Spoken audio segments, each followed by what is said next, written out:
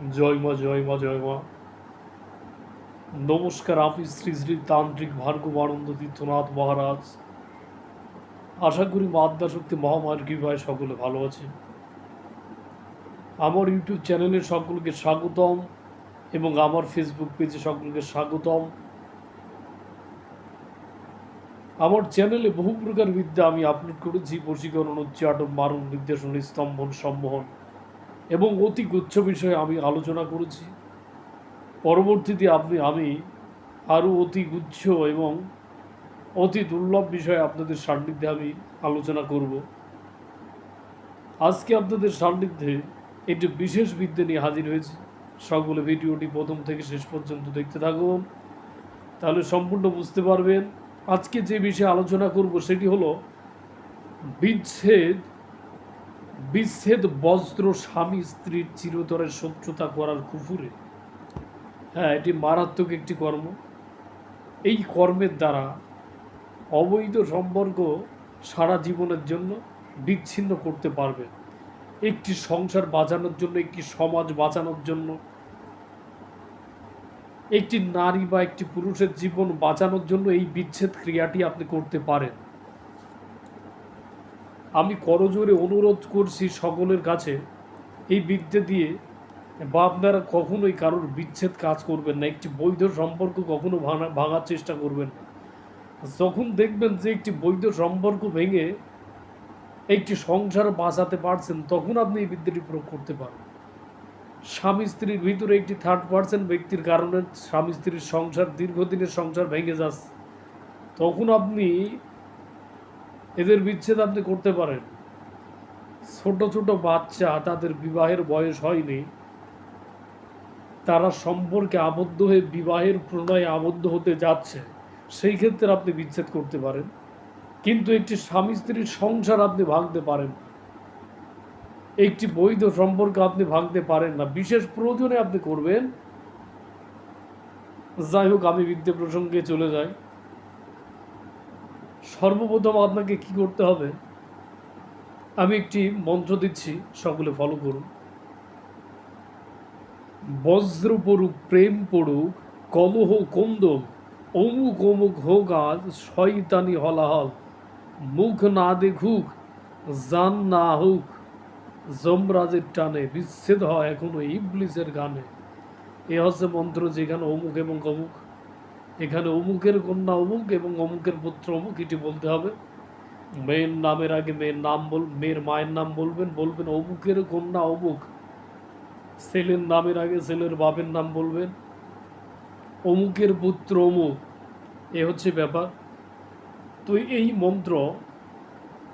মন্ত্র আপনাদেরকে সর্বপ্রথম আমাবস্যার একটি দিন ধার্য করে আপনাকে মুখস্থ করতে হবে এবং এই কর্মটি করতে হবে আমাবস্যার একটি দিনে।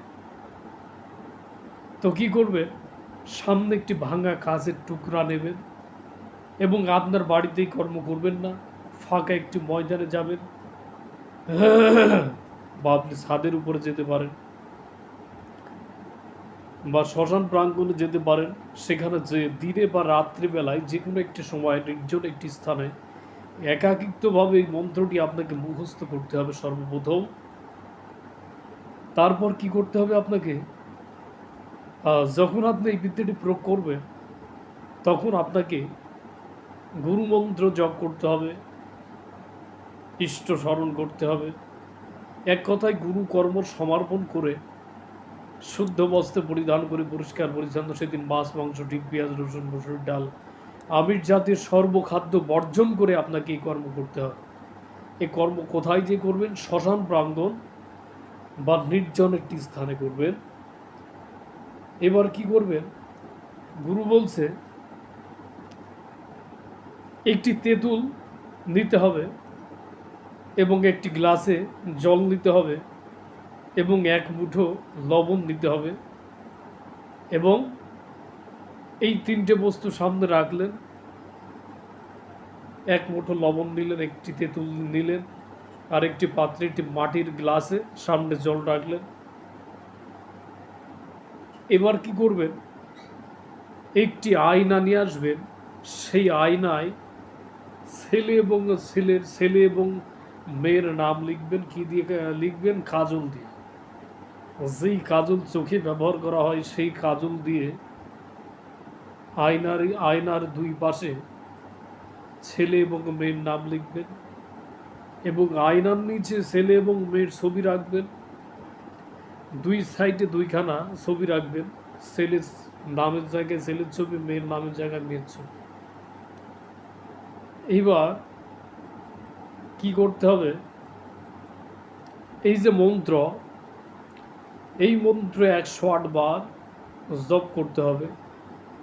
তো প্রতিবার মন্ত্র পাঠ করবেন এবং প্রতিবার ওই আয়নাতে এবং সামনে যে ভোগ দ্রব্যগুলো আছে একটি করে ফু দেবেন। এইভাবে 108 বার জপ হয়ে গেলে কি করবেন? আয়নার মাঝখান থেকে ভেঙে 2 খণ্ড করে ফেলবেন। 2 খণ্ড করে ফেলে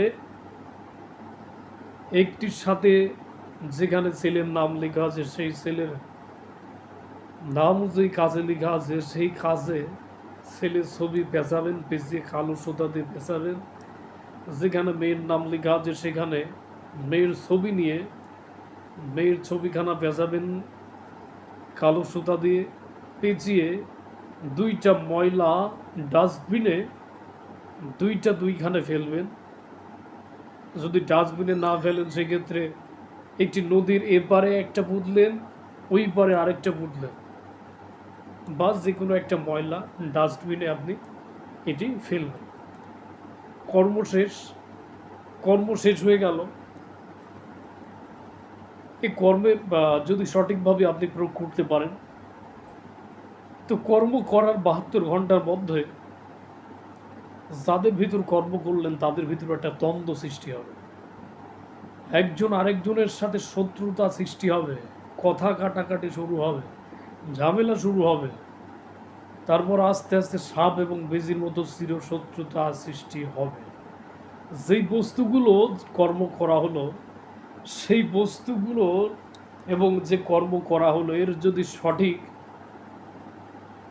এর সঠিক যদি কোনো উপযুক্ত তান্ত্রিক দ্বারা এর প্রতিকার না করানো হয় তবে সারা জীবনের জন্য তাদের সম্পর্ক বিচ্ছিন্ন হয়ে যায়। খুবই প্রভাবশালী একটু কর্ম দিলাম, যদি প্রয়োগ করতে পারেন অবশ্যই যথাযথ ফল পাবেন।